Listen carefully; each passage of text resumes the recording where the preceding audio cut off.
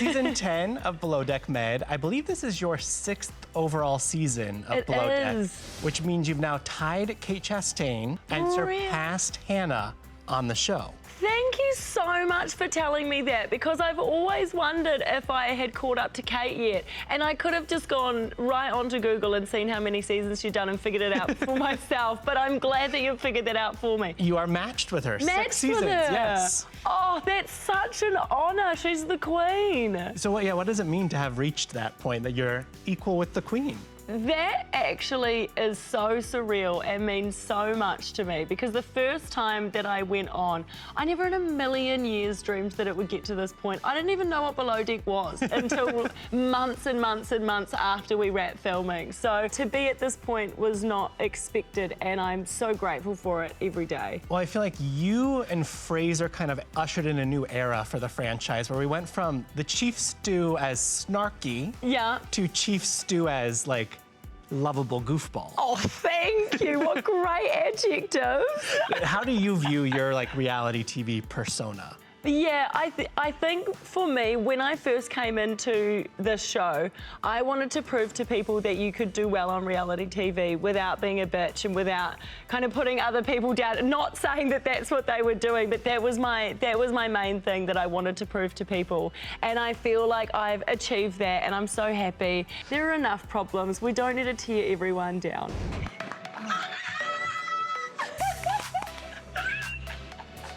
6 years is a long run on reality TV, and I don't want you off my screen anytime soon, but do you think about how much longer you can do yachting? Because it is not necessarily a forever No, it's not. And it does pop into my mind for sure. I mean, I'm getting married next year and I want to have children at some point. I'm not in a major rush for that. But it is a very physical, demanding job, and it takes you away from your family and all your loved ones. So I don't think I'll be doing it for another 6 years, but it's definitely not the back. You haven't seen the back of me yet. Okay, maybe we'll get to 10. Yes, a nice round. There we go. Exactly. Yeah. I do. My OCD does love a round figure, for sure. I think you're like 6 months away from becoming a married lady, maybe a little less.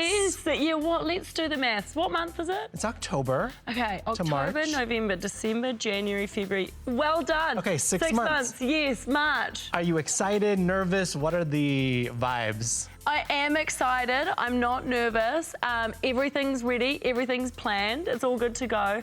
I think in this stage of my life that I'm in, though, every single day is so busy and every week is so busy. It's hard to really think about things until they're right in front of you. Right. So I think like the last week of February, I'll get truly excited for it. Okay. Are you gonna like sneak in and filming another season of Below Deck between now and then? Yeah, well, mate, hopefully. I'm wide open.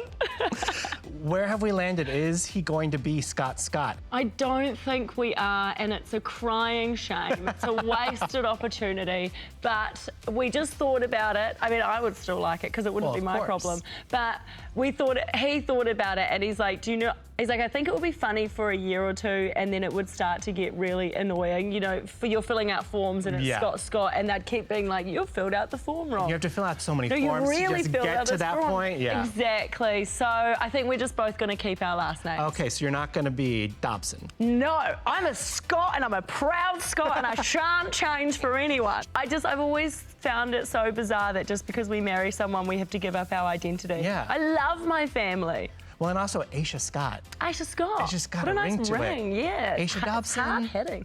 Less so. No. Thank you, I agree. The fight will come with the kids. What last name do they get? Well, I think we're going to hyphenate. Okay. But the fight there is do we do Scott first? Dobson or Dobson Scott? Because I think Scott Dobson sounds better, but he doesn't want his full name to be their last name. Because he is Scott Dobson. Ah. So then he's like, they're going to be... But Dobson, yes. Scott Dobson has more finality to it. You are just backing up every single argument that I know you and I don't know him, so I'm on your team. You did shock some people in revealing on Watch What Happens Live that the guest list is kind of small for this wedding because you are having it back home in New Zealand, right? Yes. And Captain Jason was struck off the guest list. He wasn't, and he really wasn't letting that one go. No. But it's one of those things of like, I don't know, does everyone you've ever worked with have to be invited to your wedding? That's the thing. I think, I've seen the comments online, and so many people are, you know, everyone's speculating and they're like, it's just so weird because they had such a good relationship. And I'm like, yeah, but I've had a really good relationship with almost everyone that I've worked with. It doesn't mean I can fit every person in. Right. And Jason's great, you know, we get on really well and we were close for a time when we worked on the show together, but he's not someone that's in like my inner circle.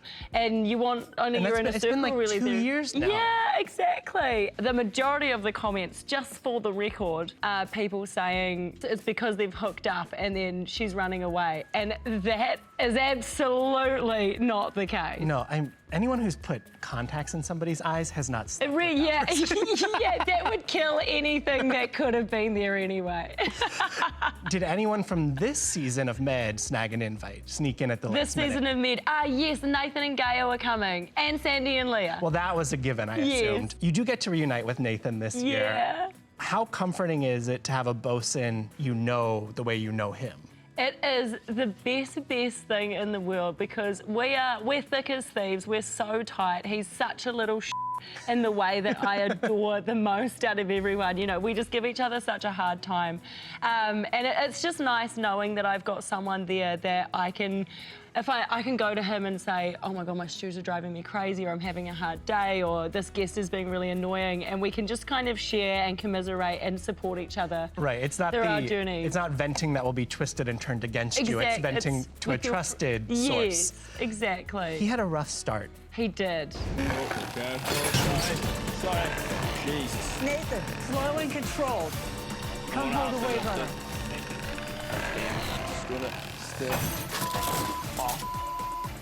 We gotta talk about this. God damn it. How much does that set the tone for his first season as bosun? I will say he has a great retribution. The funny thing about these shows is it's reality, right? So life continues to happen even after filming it. We know he and Gael got back together and are now parents to a child. Wow, chicka, wow, wow. That came first and then the baby.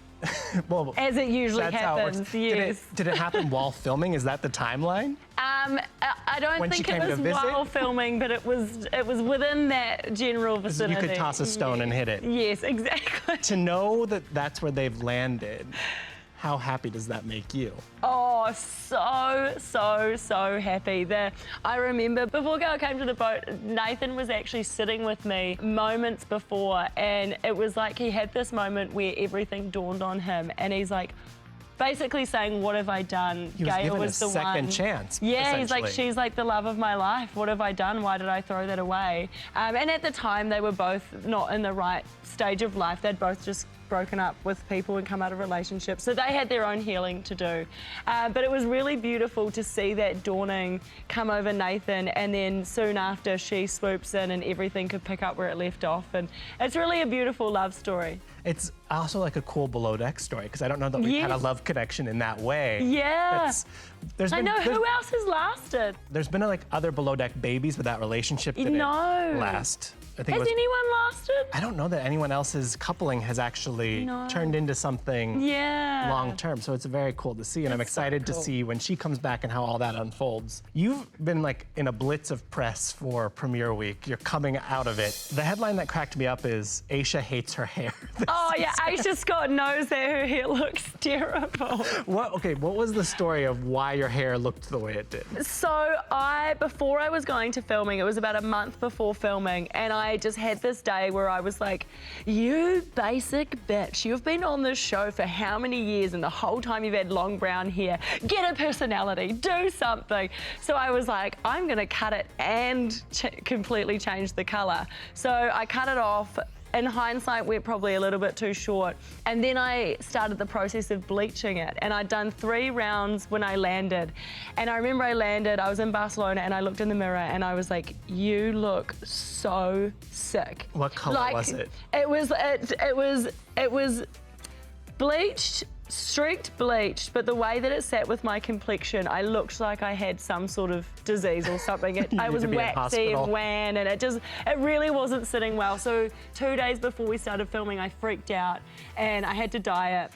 But when you Like bleach, box dye from the store? Yeah, so I got box dye, and when you bleach your hair, I didn't, unbeknownst to me at the time, the dye can't stick into your hair. There's nothing for It's it to so hold porous, on to. yeah. Yeah, so I dyed it, and it's like straw. It's sitting out like this, and you've got this Technicolor dream coat of like blonde and red and brown, and it just really wasn't the season for me. Well, at least you got that out of your system long before weddings, so that you didn't have that problem. Exactly. March of next year. And everyone online is so lovely. They're like just so loving and so supportive. And I'm like, no, I'm laughing at myself. It's come from me. Imagine if you had popped up on screen though with the bleached hair and started filming that way. Oh, it's just terrible. It's just absolutely terrible. And then halfway through, I begged to go to a hairdresser because it was just looking so bad. So I did, and then I went a little bit too dark, and then it was very stark. Then I got very drunk with a DJ and burnt all of my lips so badly that my whole bottom lip turned in. It was 4 cold sores the whole way along, to the point where I would like laugh and say something to a guest, and it would be like split blood down my chin. Terrible. So season 10 was a bit of a horror film for you. Yeah. So if everyone could watch it with their eyes closed. Just listen. It's a radio play. Just let it wash over you. And there's a lot to distract from. If you don't have to look at Aesha the whole time, because this crew seems like a stacked crew. Yeah. It seems like a good vibes crew. Very. Was it a good vibes crew? Very, very good vibes. Everyone was just really loving and supportive towards each other. Kizzy in the trailer says she wants to work her way through the whole boat, Yeah. essentially check off everybody. Oh yeah. Was she successful? Well, you'll have to wait and see, but this is where some of my chats came in. Yes. How bad did it get? What level of conversation did you have to have? Oh, it got fairly bad, but there was actually another scenario relating to. There's a scenario with her and someone else where it gets really, really bad, and that's when I have to step in and I'm like, you f***ed up, you f***ed up. That was really, really not cool. So a situation that's like not romantic, or is No, romantic? it is. Oh, okay. It involves multiple people, and I try to be kind and gracious with everyone, but I had to tell people that they should be ashamed of themselves. There are also some wacky charter guests, it seems. We get the tease in the trailer that there's a guy who comes on to essentially have a season of The Bachelor over the course of... Yeah. Goes the primary. He has enlisted his personal matchmaker to invite 6 eligible women with hopes of finding love.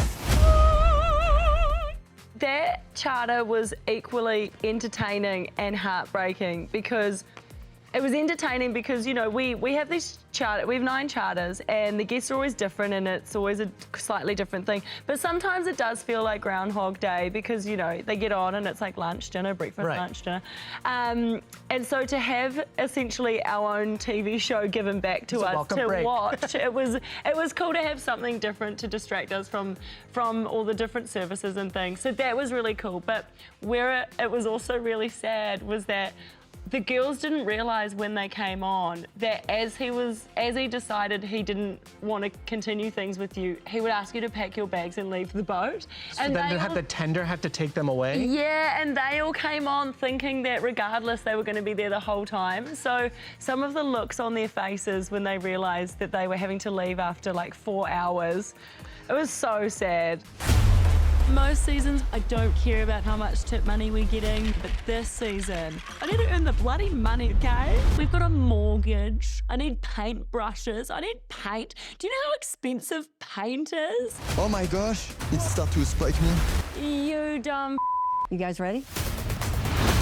What do we need to watch out for? What is going to surprise us, or that we need to brace for impact for this season? Well, you know, the thing that I mentioned, there's a point in the season where someone royally f***s up, and I think it's going to create a lot of dialogue, and the people involved should perhaps brace themselves. Okay. So that's like the major thing. But what I love about this season is when we were filming, I remember saying to one of the producers, I was like, I feel like the story gods are shining down on us, because every single charter, so much happened, and it was interesting and it was varied, and it's not going to be, as I say, like toxic bitchy stuff the whole time. There's so much layering of real things that are happening to people the whole way, and I think the viewers are going to love it. It's very engaging.